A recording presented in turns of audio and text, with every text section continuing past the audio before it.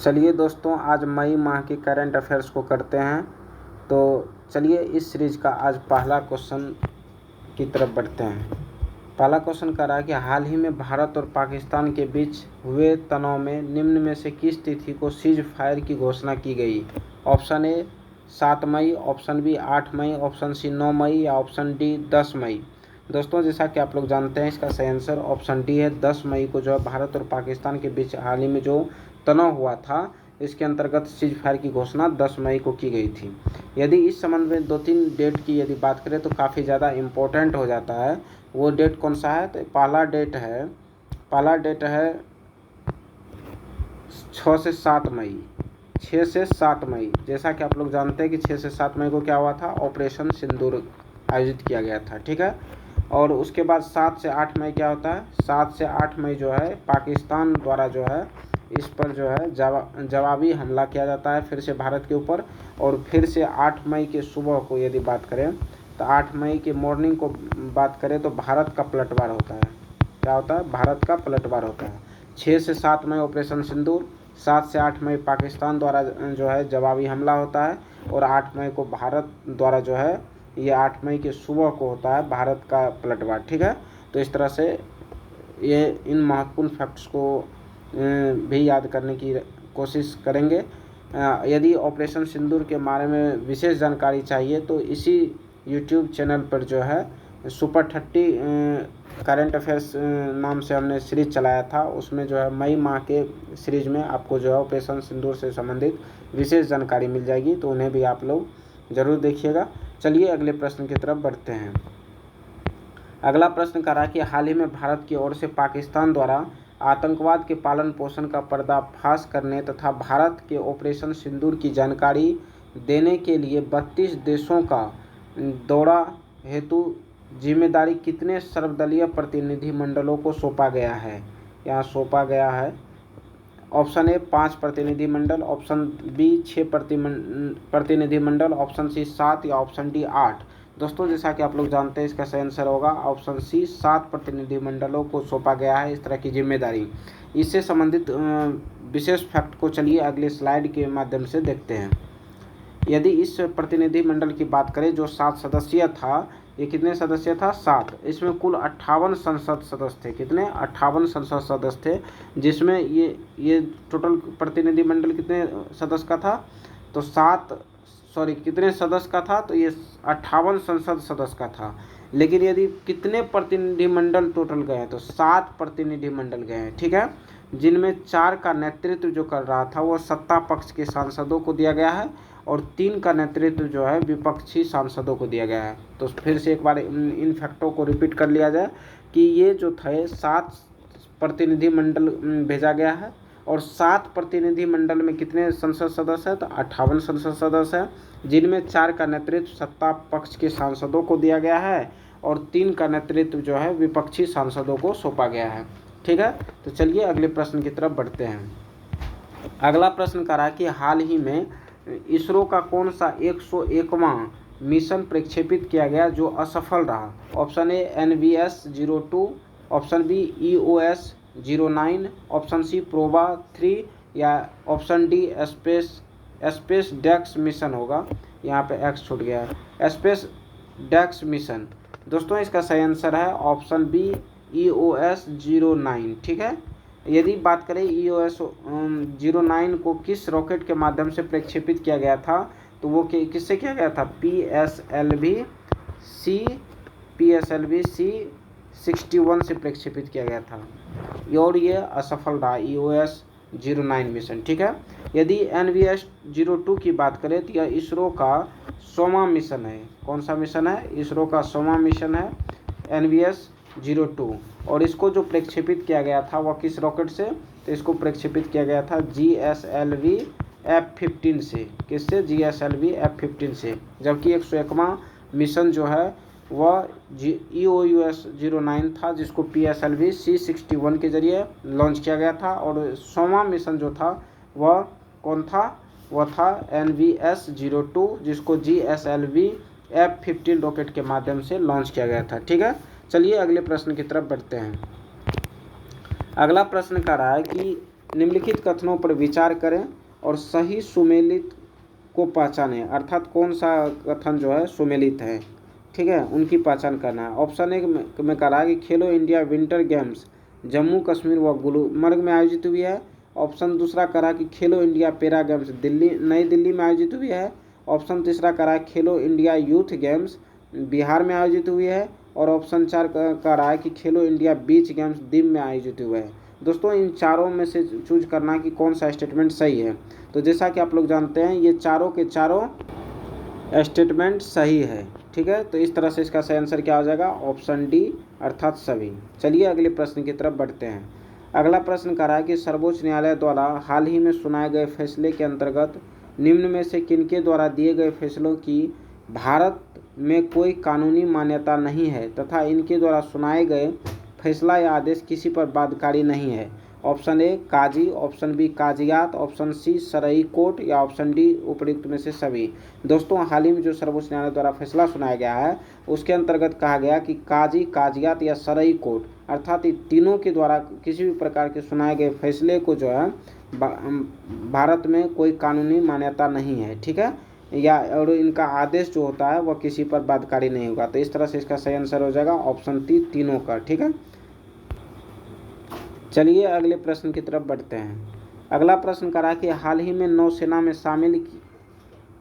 शामिल किन जहाज़ों को केरल के कुशल कारीगरों द्वारा कोयर रस्सी, नारियल फाइबर व प्राकृतिक राल की सहायता से लकड़ी के तत्वों को सीलकर बनाए गए हैं। Option A INSV Kaundinya, option B INS Tamal, option C Udaygiri, option D Vagsheer. दोस्तों इसका सही आंसर है ऑप्शन ए INSV कोंडिन, ठीक है। यदि बात करें INSV की तो इसकी यदि फुल फॉर्म की बात करें INVS के फुल फॉर्म की तो इसका फुल फॉर्म होता है Indian naval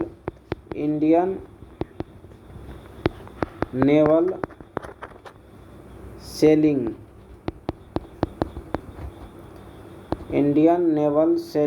ship Kaundinya, KAUNDINYA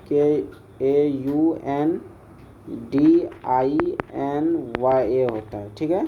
तो Indian naval sailing ship Kaundinya, ठीक है। चलिए अगले प्रश्न की तरफ बढ़ते हैं। अगला प्रश्न करा कि 18 राज्यों के कितने रेलवे स्टेशनों को अमृत भारत रेलवे स्टेशनों के तहत पुनर्विकसित किया जाएगा। Option A 101, option B 102, option C 103 या ऑप्शन डी 104। दोस्तों जैसा कि आप लोग जानते हैं इसका सही आंसर है ऑप्शन सी 103 रेलवे स्टेशनों को जो है अमृत भारत रेलवे स्टेशनों के तहत पुनर्विकसित किया जाने का प्रस्ताव है, ठीक है। चलिए अगले प्रश्न की तरफ बढ़ते हैं। अगला प्रश्न कह रहा है कि राष्ट्रपति निकेतन जिसका पूर्व नाम क्या था, राष्ट्रपति आशियाना था तथा अब इसका नाम बदल करके जो है राष्ट्रपति उद्यान रखे जाने की घोषणा की गई है, कहाँ स्थित है।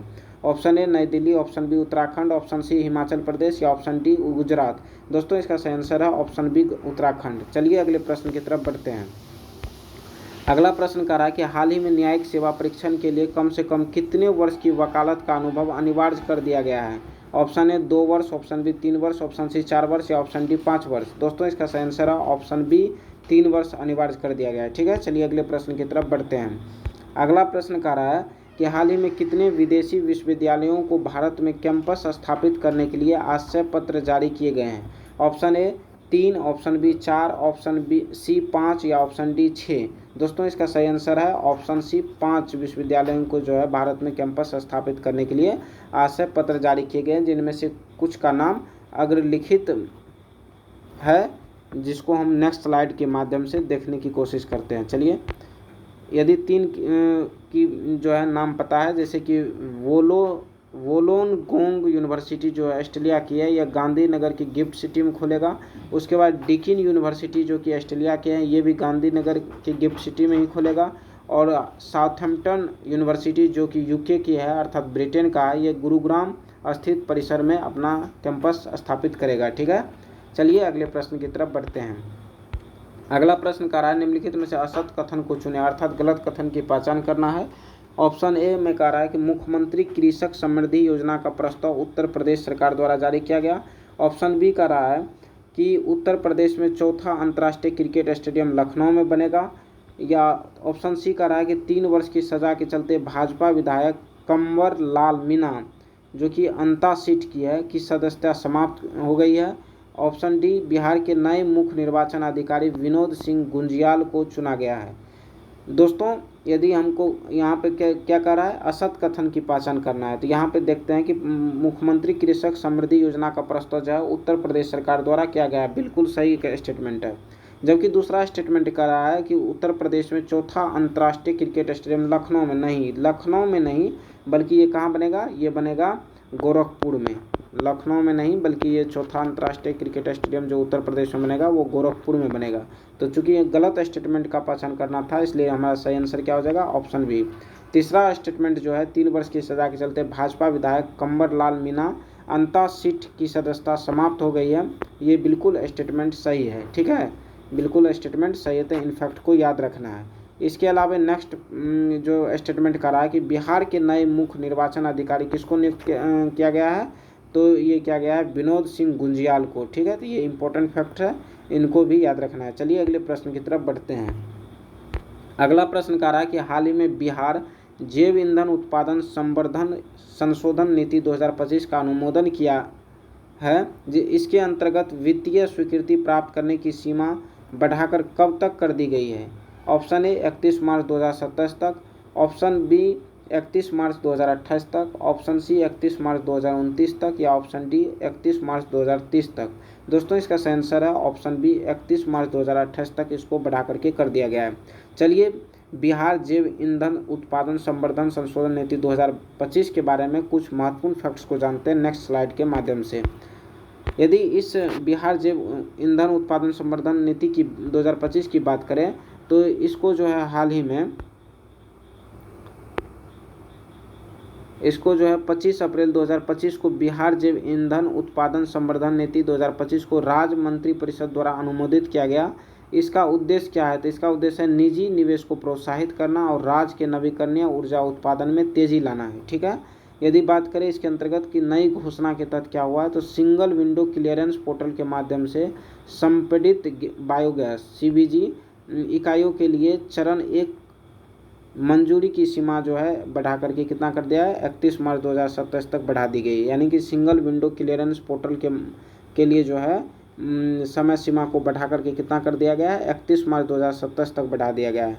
और वित्तीय स्वीकृति प्राप्त करने की समय सीमा को बढ़ाकर 31 मार्च 2028 तक बढ़ा दिया गया है। ठीक है, वित्तीय स्वीकृति प्राप्त करने की सीमा को कब तक बढ़ा दिया गया है, 31 मार्च 2028 तक, जबकि सिंगल विंडो क्लियरेंस पोर्टल के माध्यम से संपीड़ित बायोगैस इकाई के लिए चरण 1 मंजूरी की समय सीमा को बढ़ा करके 31 मार्च 2027 तक कर दिया गया है। ठीक है, तो ये महत्वपूर्ण फैक्ट थे बिहार जैव ईंधन उत्पादन संवर्धन संशोधन नीति 2025 के बारे में। चलिए अगले प्रश्न की तरफ बढ़ते हैं।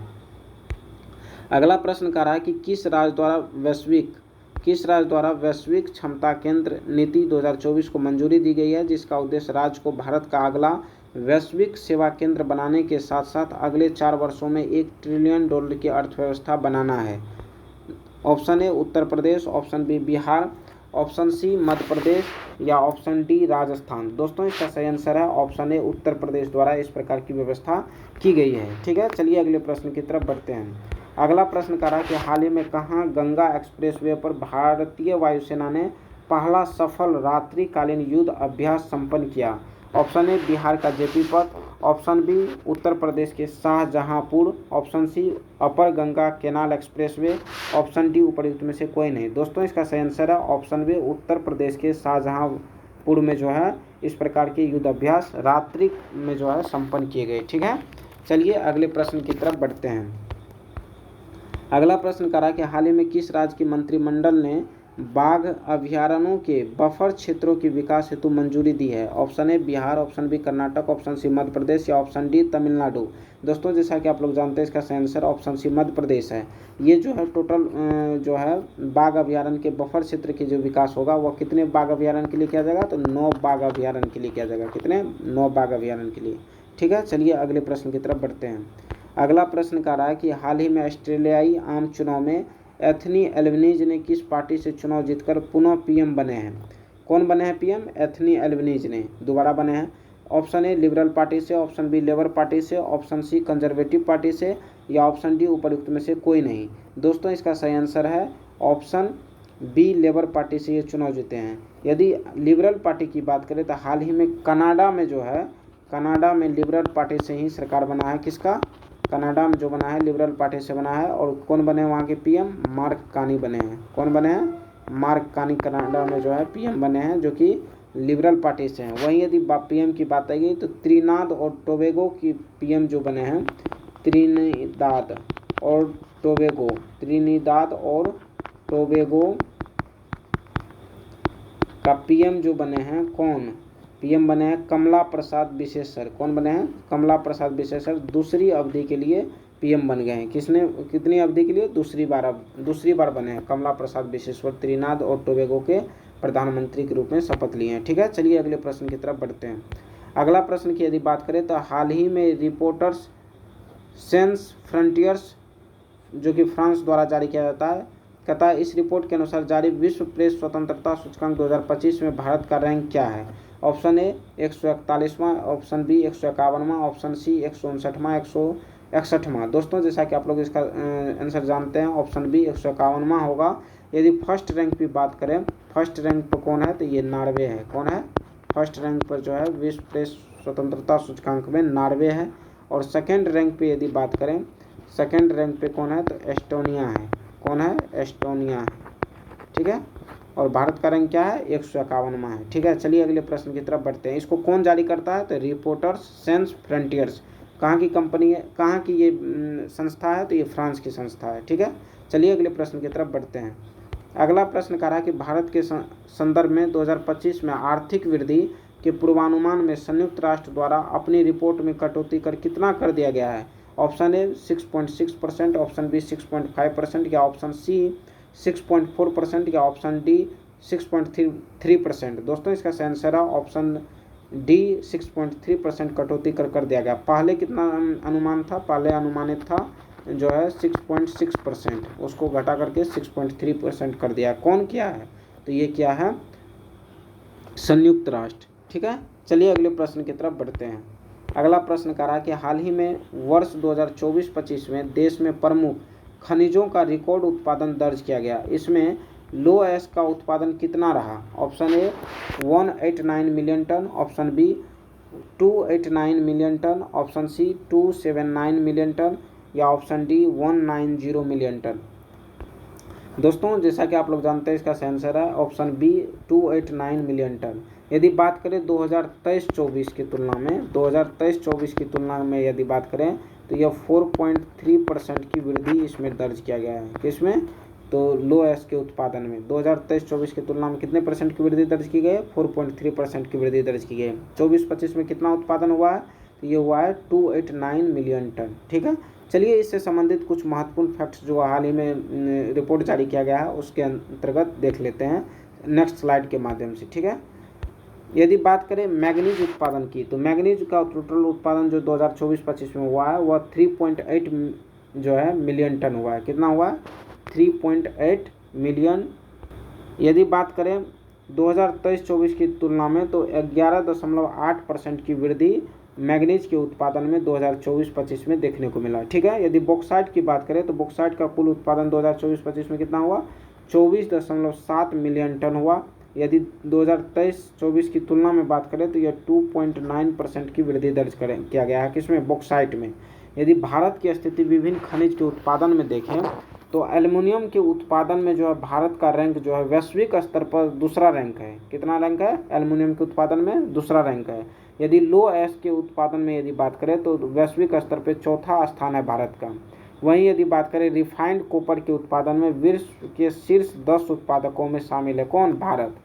तो ये महत्वपूर्ण फैक्ट्स थे जिसको जानना या याद रखना हम लोगों की प्राथमिक जिम्मेदारी है। तो चलिए अगले प्रश्न की तरफ बढ़ते हैं। अगला प्रश्न कह रहा है कि हाल ही में दुर्लभ खनिजों के लिए अमेरिका ने किसके साथ समझौता किया है? Option A Ukraine, option B Israel, option C Saudi Arab, या ऑप्शन डी कतर। दोस्तों इसका सही आंसर है ऑप्शन ए यूक्रेन से जो है हाल ही में दुर्लभ खनिजों के लिए अमेरिका ने समझौता किया है। ठीक है, चलिए अगले प्रश्न की तरफ बढ़ते हैं। अगला प्रश्न कह रहा है कि हाल ही में अमेरिका और चीन के बीच ट्रेड सीज फायर की घोषणा हुई है, जिसके अंतर्गत कितने दिन के लिए दोनों देशों ने टैरिफ घटाने पर सहमत हुए। ऑप्शन ए 30 दिन, ऑप्शन बी 60 दिन, ऑप्शन सी 90 दिन या ऑप्शन डी 120 दिन। दोस्तों इसका सही आंसर है ऑप्शन सी 90 दिन। ठीक है, चलिए अगले प्रश्न की तरफ बढ़ते हैं। अगला प्रश्न कह रहा है कि हाल ही में देश के पहले डीप वाटर ट्रांसशिपमेंट पोर्ट विंझिंजम अंतर्राष्ट्रीय ट्रांसशिपमेंट बंदरगाह का उद्घाटन कहाँ किया गया है। ऑप्शन ए कर्नाटक में, ऑप्शन बी केरल में, ऑप्शन सी गोवा में या ऑप्शन डी मुंबई में। दोस्तों इसका सही आंसर है ऑप्शन बी केरल में किया गया है। ठीक है, चलिए अगले प्रश्न की तरफ बढ़ते हैं। अगला प्रश्न कह रहा है कि हाल ही में केंद्र सरकार द्वारा स्वतंत्रता उपरांत पहली बार आगामी जनगणना में जातिवार गणना भी संपन्न कराने का निर्णय लिया गया है। भारतीय संविधान के किस अनुच्छेद के अंतर्गत जनगणना जो है संघ का विषय है। कह रहा है कि जनगणना जो है संघ का विषय है, वह किस अनुच्छेद के अनुसार।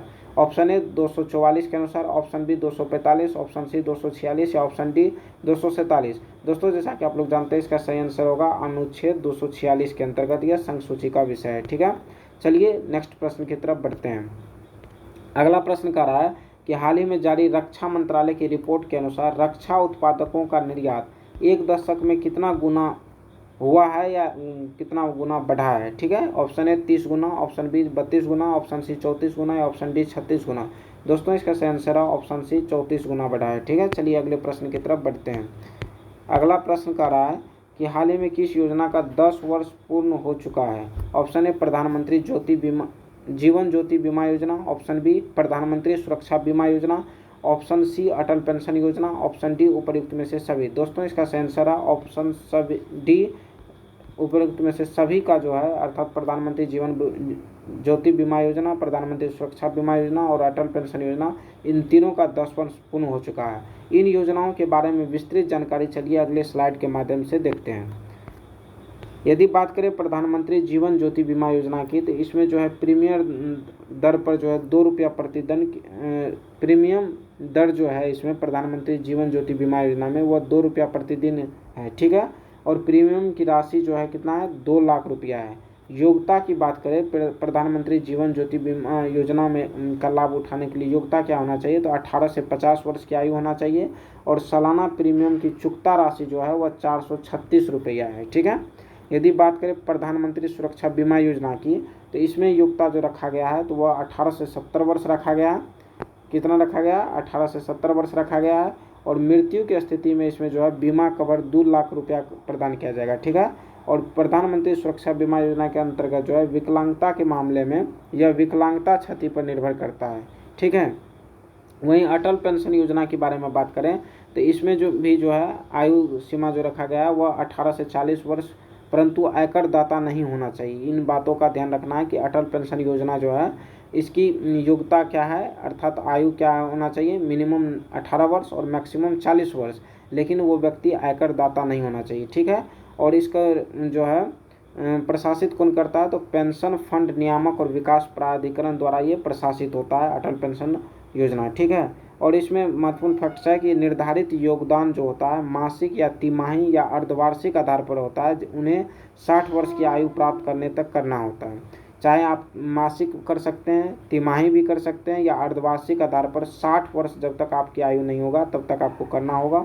और 60 वर्ष की आयु प्राप्त करने के पश्चात ग्राहक को 1000, 2000, 3000 या 4000 या 5000 प्रति माह पेंशन आजीवन प्राप्त होती है। और उसके निधन के पश्चात यही पेंशन उसके जीवन साथी को प्रति माह आजीवन उपलब्ध होती है। अब कुछ व्यक्तियों को यह समझ में नहीं आ रहा होगा कि 1000 क्या है, 2000 क्या है, 3000 क्या है, 4000 क्या है, 5000 क्या है। तो ये वही चीज़ है कि यहाँ पे जो करा मासिक, तिमाही या अर्धवार्षिक आधार पर 60 वर्ष की आयु प्राप्त करने तक करना होता है। कौन चीज़, उसमें योगदान। तो आप किस अनुपात में योगदान करते हैं उस अनुपात में आपको जो है इसका पेंशन मिलेगा। ठीक है, चाहे 1000, 2000, 3000, 4000 जिस अनुपात में आप करेंगे उस अनुपात में मिलेगा। ठीक है, चलिए अगले प्रश्न की तरफ बढ़ते हैं। अगला प्रश्न है कि हाल ही में सांख्यिकी व कार्यक्रम कार्यान्वयन मंत्रालय द्वारा पहली बार जारी मासिक श्रम बल सर्वेक्षण के अंतर्गत देश में बेरोजगारी कितनी दर्ज की गई है? Option A 3.1%, option B 4.1%, option C 5.1% या ऑप्शन डी 6.1%। दोस्तों इसका सही आंसर है ऑप्शन सी 5.1% दर्ज की गई। इससे भी संबंधित कुछ महत्वपूर्ण फैक्ट्स को चलिए अगले स्लाइड के माध्यम से देखते हैं। यदि इस हाल ही में जो बेरोजगारी रिपोर्ट जारी किया गया है, इसमें यदि देखें तो कह रहा है कि अप्रैल 2025 में देश में प्रत्येक आयु वर्ग के लोगों में बेरोजगारी की दर कितना रहा? 5.1% थी। कब? अप्रैल 2025 में। वहीं बात करें तो जो पुरुषों में 5.2% थी। ओवरऑल कितना परसेंट बेरोजगारी दर था? 5.1% था। लेकिन पुरुषों में बेरोजगारी दर जो था वो 5.2% था। लेकिन महिलाओं में कितना था? 5.0% था। यदि बात करें 15 से 29 वर्ष की आयु वर्ग के व्यक्तियों में बेरोजगारी दर की तो वह 13.8% था, जिसमें पुरुष में 13.6 और महिलाओं में 14.4% था। तो ये महत्वपूर्ण फैक्ट्स थे। चलिए इसको एक बार और रिवीजन कर लेते हैं। अप्रैल 2025 में यदि बात करें देश में प्रत्येक आयु वर्ग के लोगों में बेरोजगारी की जो दर था वह 5.1% था। वहीं पुरुष में जो बेरोजगारी की दर था 5.2% और महिला में 5.0% था। यदि 15 से 29 वर्ष की आयु वर्ग के व्यक्तियों में बेरोजगारी की बात करें तो वह 13.8% था। वहीं पुरुष में यह था 13.6% और महिलाओं में था 14.4%। ठीक है, तो चलिए अगले प्रश्न की तरफ बढ़ते हैं। अगला प्रश्न कर रहा है कि हाल ही में सार्वजनिक क्षेत्र के किस बैंक के सूद लाभ में सर्वाधिक प्रतिशत वृद्धि दर्ज की गई है? ऑप्शन ए भारतीय state bank, option B Punjab national bank, option C Punjab and Sindh bank, option D bank of Baroda. दोस्तों इसका सही आंसर है option B Punjab national bank में जो है सर्वाधिक वृद्धि दर्ज की गई। यहाँ ध्यान रखने योग्य बात है कि क्या कह रहा है? सर्वाधिक प्रतिशत वृद्धि दर्ज की गई किसका? तो वह होगा पीएनबी का। और कितना वृद्धि दर्ज की गई है सर्वाधिक? तो 102%, 102% वृद्धि दर्ज की गई। सेकंड नंबर पर रहा पंजाब एंड सिंध बैंक का, जिसकी वृद्धि परसेंट है कितना? 71%। यदि बात करें कि सर्वाधिक योगदान किनका रहा तो सर्वाधिक योगदान रहा भारतीय स्टेट बैंक का। दोनों चीज़ का ध्यान रखना, माइनर जो है डिफरेंस है। सर्वाधिक योगदान रहा किसका? सर्वाधिक योगदान रहा भारतीय स्टेट बैंक का, जबकि सर्वाधिक प्रतिशत वृद्धि की बात करेगा तो वो हो जाएगा पंजाब नेशनल बैंक। ठीक है, चलिए अगले प्रश्न की तरफ बढ़ते हैं। अगला प्रश्न करा कि सरकार ने सार्वजनिक क्षेत्र के बैंकों में खराब ऋण अर्थात एनपीए को कम करने हेतु 4R रणनीति लागू किया है, जिसमें शामिल है option A recognition, option B resolution, option C recapitalisation, option D reform, option E उपर्युक्त में से सभी। दोस्तों इसका सही आंसर है ऑप्शन ई उपर्युक्त में से सभी। अर्थात 4R में क्या क्या शामिल है, इन चीज़ों को आप लोगों को याद रखना है। ये चारों चीज़ शामिल है। ठीक है, चलिए अगले प्रश्न की तरफ बढ़ते हैं। अगला प्रश्न करा कि हाल ही में आरबीआई द्वारा केंद्र सरकार को वित्तीय वर्ष 2024-25 के लिए कितनी राशि का रिकॉर्ड लाभांश प्रदान किया है? ऑप्शन ए 2,68,590 करोड़ अर्थात 2,68,590 crore, option B 2,10,874 crore, option C 1,68,590 crore, यहाँ करोड़ होगा, और ऑप्शन डी इनमें से कोई नहीं। दोस्तों इसका सही आंसर है ऑप्शन ए 2,68,590 करोड़ की राशि जो है हाल ही में 24-25 में आरबीआई द्वारा सरकार को वित्तीय लाभांश के रूप में प्रदान किया गया है। और यदि बात करें 23-24 में, ये तो 24-25 का आंकड़ा है, लेकिन 23-24 में कितना था? तो ये 23-24 में था 2,10,874 करोड़। और ये 23-24 की तुलना में कितना परसेंट वृद्धि दर्ज किया गया है? तो 27.37%, 27.37% की वृद्धि दर्ज की गई है।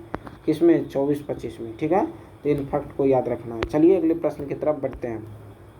अगला प्रश्न करा कि हाल ही में भारतीय अर्थव्यवस्था किस देश की अर्थव्यवस्था को पीछे छोड़ते हुए विश्व की चौथी बड़ी अर्थव्यवस्था बन गई है? Option A Britain, option B Germany, option C Japan या ऑप्शन डी फ्रांस। दोस्तों इसका सही आंसर है ऑप्शन सी फ्रांस। जापान को पीछे छोड़ते हुए ये चौथी बड़ी अर्थव्यवस्था बन गई है। यदि पहली अर्थव्यवस्था की बात करें, पहला नंबर पर किसका है अर्थव्यवस्था सबसे बड़ी है? तो यह है अमेरिका का। किसका? अमेरिका का। सेकेंड नंबर की बात करें तो सबसे बड़ी अर्थव्यवस्था सेकेंड जो है वह है चाइना का। थर्ड नंबर की यदि बात करें तो वह है जर्मनी का। थर्ड नंबर पे किसका है? थर्ड नंबर पर है जर्मनी का, और चौथा नंबर पे अपना भारत है, और पांचवा नंबर पे जापान है। ठीक है, और जापान को पीछे छोड़ते हुए भारत चौथा नंबर पे बरकरार हुआ है। ठीक है, चलिए अगले प्रश्न की तरफ बढ़ते हैं।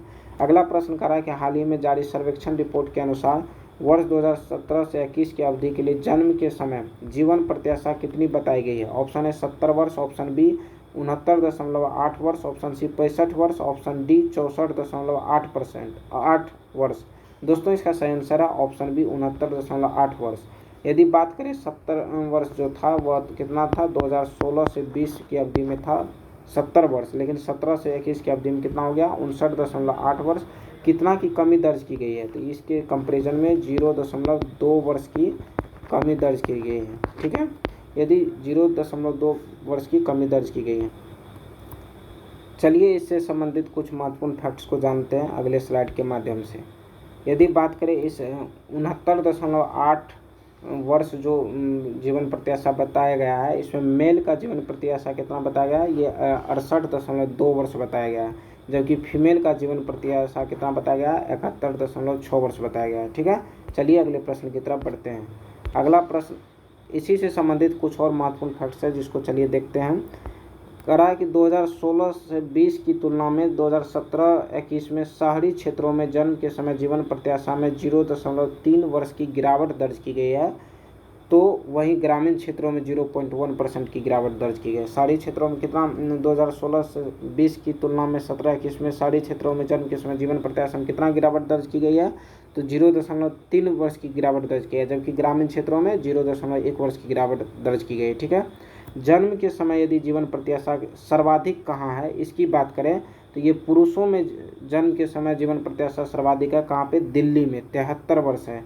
वही महिलाओं में जो है जन्म के समय जीवन प्रत्याशा सर्वाधिक है, केरल में 77.9 वर्ष है।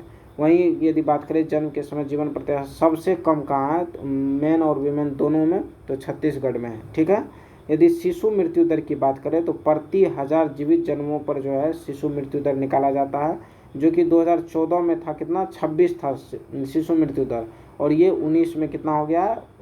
2019 में 19 हो गया है, यानी कि 7 की गिरावट दर्ज की गई है। 14 से 19 के बीच में है, और 2019 में शिशु मृत्यु दर कितना? 19, जबकि 2014 में कितना था? 26 था। और 5 वर्ष से कम आयु के बच्चों में यदि शिशु मृत्यु दर की बात करें तो वह 2014 में था 45 प्रति 1000 पे, और ये रिपोर्ट के अनुसार जो है 2021 में शिशु मृत्यु दर जो 5 वर्ष से कम आयु के हैं उसका कितना हो गया है? 31 हो गया है। कितना में? 1000 में। ठीक है, चलिए अगले प्रश्न की तरफ बढ़ते हैं। इसी से संबंधित कुछ और महत्वपूर्ण फैक्ट्स हैं तो उनको देख लेते हैं। मातृ मृत्यु दर की यदि बात करें तो वर्ष 2018 से 20 में जो था वह 97 पर लाख था। 2018-20 में मातृ मृत्यु दर कितना था? 97 था पर लाख, और 2014-16 में कितना था? 130 था पर लाख में, और 2019-21 में कितना था? तो 93 हो गया बटे, मतलब पर लाख 93 मातृ मृत्यु दर अभी वर्तमान में है 2019-21 में, कि ये लेटेस्ट डाटा है। ठीक है, और सतत विकास लक्ष्यों के तहत 2030 तक जो लक्ष्य निर्धारित किया गया है इसमें मातृ मृत्यु दर को 70 या उससे कम करने का लक्ष्य रखा गया है, और 5 वर्ष से कम आयु के बच्चों में मृत्यु दर जो है 25 से कम करना लक्ष्य रखा गया है। कितना में? 25। कितना में लक्ष्य कम करेगा? तो प्रति 1000 में 25 से कम। ठीक है, चलिए अगले प्रश्न की तरफ बढ़ते हैं। अगला प्रश्न कह रहा है कि हाल ही में वाणिज्य मंत्रालय के आंकड़ों के अनुसार वर्ष 2024-25 में भारत में विदेशी प्रत्यक्ष निवेश में कितने प्रतिशत की वृद्धि वर्ष 2023-24 की तुलना में हुई है? प्रतिशत वृद्धि पूछ रहा है, कितने परसेंट की वृद्धि हुई है। ठीक है, option A 10%, option B 12%, option C 14% या ऑप्शन डी 15%। दोस्तों इसका सही आंसर है ऑप्शन सी 14% की वृद्धि दर्ज की गई है। यदि 2024-25 में टोटल एफडीआई की बात करें कितना प्राप्त हुआ है, तो ये एफडीआई जो प्राप्त हुआ है टोटल 81.04 अरब रुपया। कितना? 81.04 अरब डॉलर रुपया, अरब डॉलर रुपया। कितना एफडीआई टोटल प्राप्त हुआ है? तो ये 81.04 अरब डॉलर रुपया के एफडीआई प्राप्त हुआ है, और ये एफडीआई 2024-25 में जो है 2023-24 की तुलना में 14% की वृद्धि दर्ज किया गया है। सर्वाधिक एफडीआई कहाँ प्राप्त हुआ? किसको प्राप्त हुआ है? तो महाराष्ट्र को। सर्वाधिक एफडीआई किसको प्राप्त हुआ है? महाराष्ट्र को। ठीक है, चलिए अगले प्रश्न की तरफ बढ़ते हैं। अगला प्रश्न कह रहा है कि हाल ही में खरीफ फसलों के लिए एमएसपी की घोषणा की गई है। इसमें किस फसल के एमएसपी में सर्वाधिक वृद्धि दर्ज की गई है? ऑप्शन ए धान, option B niger seed, option C मूंगफली या ऑप्शन डी कपास। दोस्तों इसका आंसर है ऑप्शन बी नाइजर सीड में सर्वाधिक वृद्धि दर्ज की गई है। कितना? तो 820 रुपया प्रति क्विंटल, 820 रुपया प्रति क्विंटल की वृद्धि दर्ज की गई, किसमें? नाइजर सीड में। चलिए अगले प्रश्न की तरफ बढ़ते हैं। अगला प्रश्न कह रहा है कि निम्नलिखित में से असत कथन को चुनें, अर्थात गलत कथन की पहचान करना है। ऑप्शन ए में कह रहा है एकीकृत रक्षा स्टाफ का प्रमुख अर्थात सीआईडीएस जो नियुक्त किया गया है आशुतोष दीक्षित को। ऑप्शन बी संघ लोक सेवा आयोग का अध्यक्ष जो नियुक्त किया गया अजय कुमार को। ऑप्शन सी पेंशन फंड नियामक और विकास प्राधिकरण के अध्यक्ष जो नियुक्त किया गया नर्मदेश्वर तिवारी को। ऑप्शन डी पुनर्गठित राष्ट्रीय सुरक्षा सलाहकार बोर्ड के अध्यक्ष आलोक जोशी को। दोस्तों चूंकि हमको असत कथन पहचान करना है तो इसका असत कथन कौन सा है? सी है। तो इस अनुसार जो है इसका सही आंसर हो जाएगा सी, क्योंकि पेंशन फंड नियामक और विकास प्राधिकरण के नए अध्यक्ष के रूप में जो है नर्मदेश्वर तिवारी को नहीं बल्कि किन्हें नियुक्त किया गया है? ये नियुक्त किया गया है एस रमन को। किसको? एस रमन को नियुक्त किया गया है, एस रमन को। एस रमन को जो है पेंशन फंड नियामक और विकास प्राधिकरण के नए अध्यक्ष नियुक्त किया गया है। जबकि नर्मदेश्वर तिवारी की यदि बात करें तो इन्हें जो है वायुसेना के नए उप प्रमुख चुना गया है। वायुसेना के नए उप प्रमुख, वायुसेना के नए उप प्रमुख बनाया गया है, उप प्रमुख। तो पेंशन फंड नियामक और विकास प्राधिकरण के नए अध्यक्ष कौन बने हैं? एस रमन बने हैं। जबकि नर्मदेश्वर तिवारी जो है, नर्मदेश्वर तिवारी वायुसेना के नए उप प्रमुख के पद पर नियुक्त हुए हैं। ठीक है, चलिए अगले प्रश्न की तरफ बढ़ते हैं। अगला प्रश्न कह रहा है कि निम्न में से फिर से गलत कथन को चुनना है। ऑप्शन ए फुटबॉल के क्षेत्र के अखिल भारतीय फुटबॉल महासंघ के पुरस्कार में सर्वश्रेष्ठ पुरुष खिलाड़ी सुभाषिस बोस एवं महिला में सोमिया गुगु लोत को चुना गया है। ऑप्शन बी गिलर्मो केनो विश्व प्रेस स्वतंत्रता पुरस्कार जो है ला प्रेंसा जो कि नकारागुआ का समाचार पत्र है इनको दिया गया है। Option C Stockholm water prize पुरस्कार जो है प्रोफेसर गुंटर ब्लॉच को दिया गया है। ऑप्शन डी इंटरनेशनल बुकर पुरस्कार या बानू मुश्ताक होगा। क्या होगा? बानू मुश्ताक, बानू मुश्ताक को दिया गया है। ऑप्शन डी इनमें से, ऑप्शन ई इनमें से कोई नहीं। दोस्तों इसका सही आंसर है ऑप्शन ई इनमें से कोई नहीं, क्योंकि ये चारों के चारों स्टेटमेंट सही है। और एक बात और यहाँ पे महत्वपूर्ण है कि ये जो इंटरनेशनल बुकर पुरस्कार जो बानू मुश्ताक को दिया गया है यह उनके कन्नड़ कहानी हार्ट लैम्प के लिए दिया गया है। ठीक है, बाकी ये तीनों स्टेटमेंट को भी याद रखना है क्योंकि इम्पोर्टेंट फैक्ट है। चलिए अगले प्रश्न की तरफ बढ़ते हैं। अगला प्रश्न कह रहा है कि हाल ही में नीरज चोपड़ा को टेरिटोरियल आर्मी में किस रैंक पर नियुक्त किया गया है? Option A lieutenant colonel, option B captain, option C major या option D brigadier.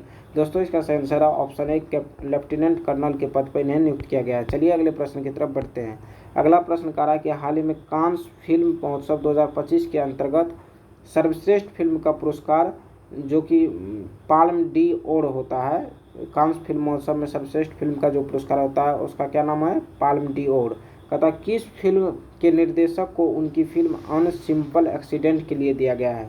Option A Jafar Panahi को, ऑप्शन बी वेगनर मोरा को, ऑप्शन सी नादिया मेलेटी को या ऑप्शन डी क्लेवर मेंडोका को। दोस्तों इसका सही आंसर है ऑप्शन ए जाफर पनाही को दिया गया है। ठीक है, चलिए अगले प्रश्न की तरफ बढ़ते हैं।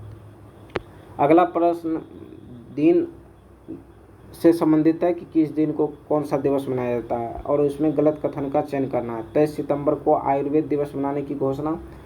ऑप्शन बी 3 मई को विश्व प्रेस स्वतंत्रता दिवस मनाने की घोषणा की गई है और 8 मई को विश्व रेड क्रॉस दिवस मनाया जाता है। 10 मई को अंतर्राष्ट्रीय जैव विविधता दिवस।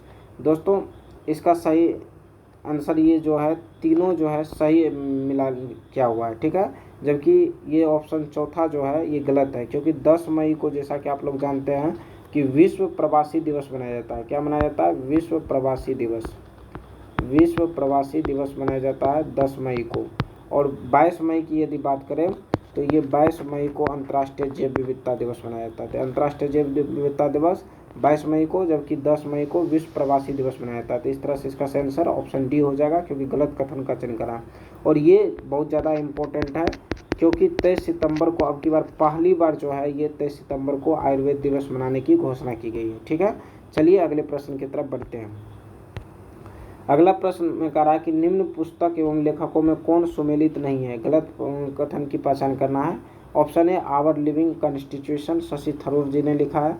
Option B great big beautiful life, Emily Henry ने लिखा है। Option C our infinite fates, Steven ने लिखा है। या option D in pursuit of democracy, Najma Heptulla ने लिखा है। ऑप्शन ई इन उपयुक्त में से कोई नहीं। दोस्तों इसका चारों का चारों स्टेटमेंट सही है, तो इस तरह से इसका सही आंसर क्या हो जाएगा, इसका सही आंसर जो हो जाएगा वह हो जाएगा ऑप्शन ई उपयुक्त में से कोई नहीं गलत है। चारों के चारों क्या है, सही है। ठीक है, चलिए अगले प्रश्न की तरफ बढ़ते हैं। अगला प्रश्न में फिर से गलत कथन की पहचान करना है। ऑप्शन ए कह रहा है rising north east investor summit जो है नई दिल्ली में आयोजित किया गया है।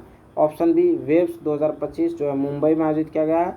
ऑप्शन सी रिकॉर्ड 31वीं बार एवरेस्ट शिखर पर कामी रीता शेरपा चढ़ी है। ऑप्शन डी भारत के 86वें ग्रैंड मास्टर LR श्रीहरि बने हैं। ऑप्शन ई उपयुक्त में से कोई नहीं। दोस्तों फिर से इसका सही आंसर हो जाएगा ऑप्शन ई उपयुक्त में से कोई नहीं, क्योंकि चारों के चारों स्टेटमेंट सही मैच है। चलिए अगले प्रश्न की तरफ बढ़ते हैं। अगला प्रश्न कह रहा है कि हाल ही में खेलो इंडिया युवा खेलों का 7वां संस्करण बिहार की मेजबानी में संपन्न हुआ।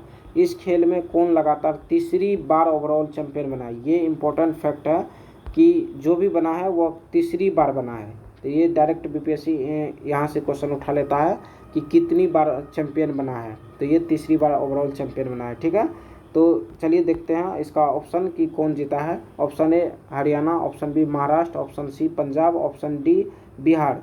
दोस्तों इसका सही आंसर है ऑप्शन बी महाराष्ट्र, इसका सही आंसर है। ठीक है, चलिए अगले प्रश्न की तरफ बढ़ते हैं। इससे संबंधित कुछ और फैक्ट्स है जिसको जानना जरूरी है, तो चलिए देखते हैं इससे संबंधित फैक्ट्स को। यदि पदक की बात करें तो महाराष्ट्र टोटल जो है इस ओवरऑल विजेता रहा, फर्स्ट रैंक पे रहा, और इन्होंने 158 पदक जीता है, जिसमें 58 गोल्ड है, 47 सिल्वर है और 53 ब्रॉन्ज है।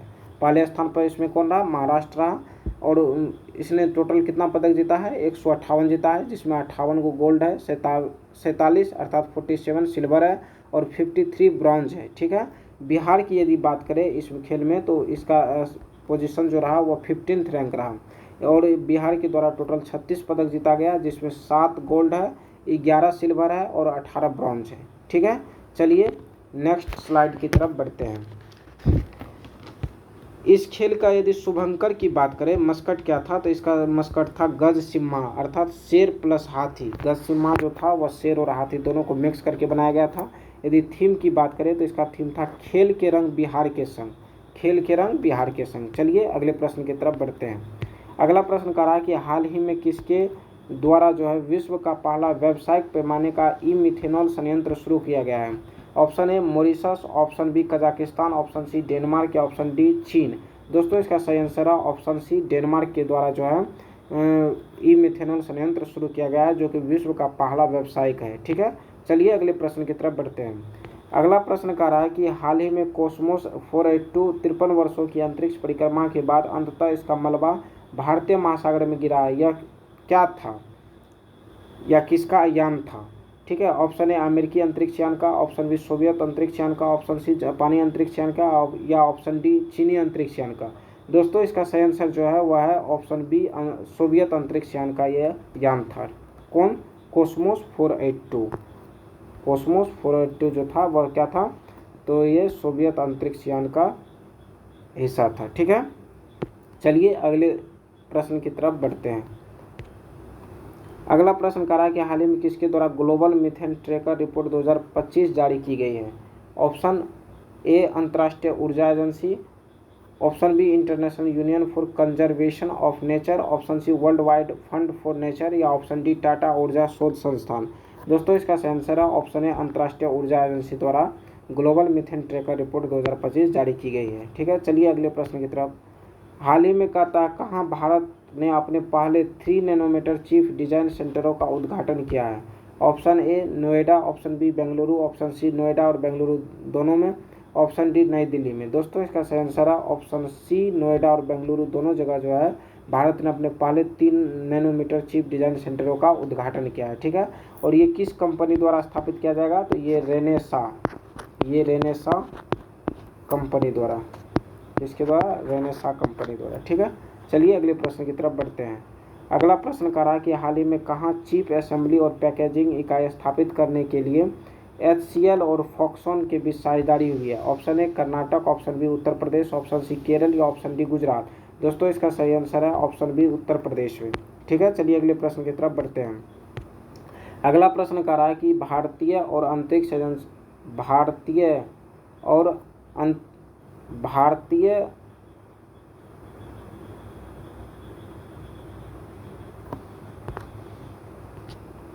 यहाँ जापान होगा, यहाँ जापान छूटा हुआ है कि भारतीय और जापान अंतरिक्ष एजेंसियों अर्थात जापानी भी कर सकते हैं, जापान या जापानी अंतरिक्ष एजेंसियों के सहयोग से चंद्रयान 5 मिशन को लॉन्च करने की योजना वर्ष 2027-28 तक है। चंद्रयान 5 को कब तक लॉन्च किए जाने की योजना है? 2027-28 तक। अतः इसे किस रॉकेट के माध्यम से लॉन्च किया जाएगा? ऑप्शन ए S3 जापानी रॉकेट, ऑप्शन बी H11A जापानी रॉकेट, ऑप्शन सी PSLV-61 या ऑप्शन डी LVM-3। दोस्तों इसका सही आंसर है ऑप्शन ए H3 जो कि जापानी रॉकेट है, उसके माध्यम से चंद्रयान 5 को लॉन्च किया जाएगा। यहाँ पे क्या था, यहाँ में प्रिंट था थोड़ा सा, भारत और जापानी अंतरिक्ष एजेंसी उनको कर लीजिएगा। ठीक है, चलिए अगले प्रश्न की तरफ बढ़ते हैं। अगला प्रश्न कह रहा है कि ऑपरेशन सिंदूर पर मीडिया ब्रीफिंग में भारतीय वायुसेना यहाँ सेवा लिखा गया है, सेना होगा, भारतीय वायुसेना IACCS नोड की जो तस्वीर प्रस्तुत की वह किस प्रकार की प्रणाली है? ऑप्शन ए स्वचालित कमांड और नियंत्रण प्रणाली, ऑप्शन बी मैनुअल नियंत्रण प्रणाली, ऑप्शन सी दोनों, ऑप्शन डी उपर्युक्त में से कोई नहीं। दोस्तों इसका सही आंसर है ऑप्शन ए स्वचालित कमांड और नियंत्रण प्रणाली है। ठीक है, चलिए अगले प्रश्न की तरफ बढ़ते हैं। अगला प्रश्न कह रहा है कि हाल ही में कहाँ पहली बार वैश्विक अंतरिक्ष अन्वेषण केंद्र 2025 का आयोजन किया गया है? Option A New Delhi, option B Tokyo, option C Beijing या ऑप्शन डी वाशिंगटन DC। दोस्तों इसका सही आंसर है ऑप्शन ए नई दिल्ली में इस प्रकार का आयोजन पहली बार किया गया है। ठीक है, चलिए अगले इससे संबंधित कुछ महत्वपूर्ण फैक्ट्स को अगले स्लाइड के माध्यम से देखते हैं। यदि बात करें इस सम्मेलन की, तो इस सम्मेलन का जो विषय था वह क्या था? विषय जो था वह था नई दुनिया तक पहुंचना, अंतरिक्ष अन्वेषण पुनर्जागरण। और आयोजन जो किया गया यह किसके सहयोग द्वारा किया गया? ये IAF, इसरो और ASI द्वारा संयुक्त रूप से इसका जो है अन्वेषण जो है सम्मेलन आयोजित किया गया है। ठीक है, चलिए अगले प्रश्न की तरफ बढ़ते हैं। अगला प्रश्न कह रहा है कि भारत के साथ सैन्य टकराव बढ़ने के बाद सीजफायर से पहले पाकिस्तान में विकिरण रिसाव का खंडन किस अंतर्राष्ट्रीय संस्थान ने अपनी प्राथमिक जांच के बाद किया है? ऑप्शन ए विश्व परमाणु संघ, option B world wide fund for nature, option C अंतर्राष्ट्रीय परमाणु ऊर्जा एजेंसी, ऑप्शन डी इनमें से कोई नहीं। दोस्तों इसका सही आंसर है ऑप्शन सी अंतर्राष्ट्रीय परमाणु ऊर्जा एजेंसी के द्वारा इस प्रकार की खुलासा की गई है। चलिए अगले प्रश्न की तरफ बढ़ते हैं। अगला प्रश्न कह रहा है किसे कनाडा की विदेश मंत्री बनाया गया है जो इस पद पर शपथ लेने वाली पहली हिंदू महिला भी है?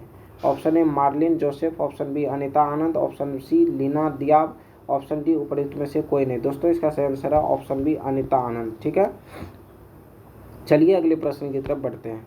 अगला प्रश्न कह रहा है कि डायमंड लीग के दोहा चरण में भारत के नीरज चोपड़ा ने कितने मीटर थ्रो कर इस लीग में दूसरा स्थान हासिल किया है?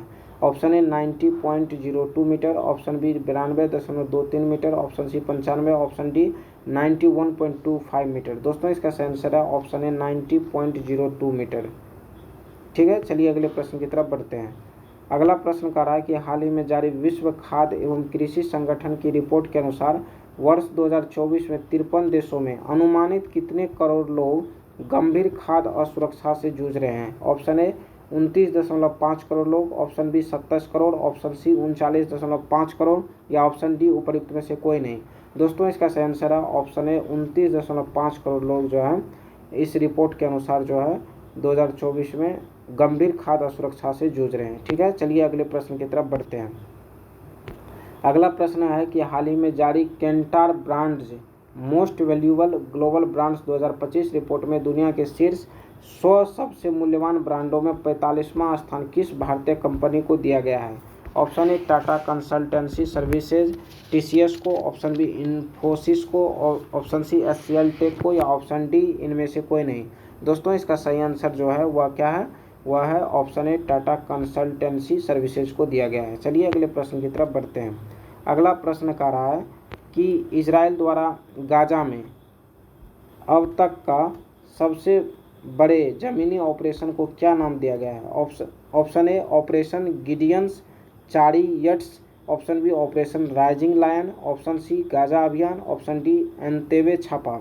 दोस्तों इसका सही आंसर है option A operation Gideon's chariots. यदि ऑपरेशन राइजिंग लाइन की बात करें तो इसके तहत जो है इजराइल द्वारा ईरान पर हमला किया गया था। ठीक है, चलिए अगले प्रश्न की तरफ बढ़ते हैं।